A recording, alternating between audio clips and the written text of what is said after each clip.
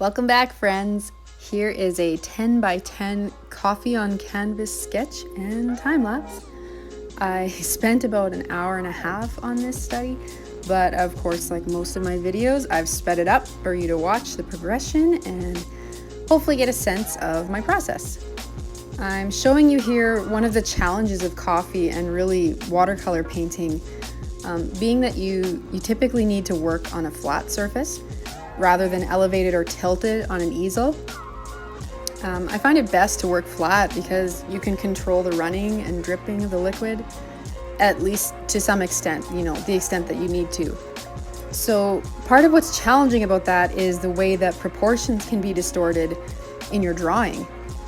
You need to take the time to step back and change your perspective, tilt it up, whatever, see it from other angles.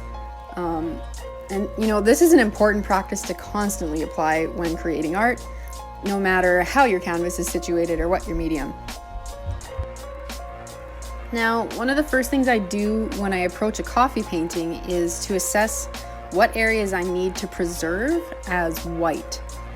Simply put, I'm just making sure I don't put any paint on the places that I'll want to have the brightest highlights in the end. You may have heard of masking fluid. You can buy it at most art supply stores, and it's essentially a rubber cement that you can use to seal off your white areas. So, you can paint right over top, but then peel it away later and reveal your saved white canvas. For quick sketches though, I prefer not to use it. It's actually pretty smelly, like toxic fumes, at least the brands I've used are. Maybe in a future video, I'll show you some masking fluid in action. One of my favorite things about coffee though, besides it smells really great and it's fun, is it's actually quite forgiving in the sense that you can always reactivate it. Reactivates with water and you can shift or lift it away.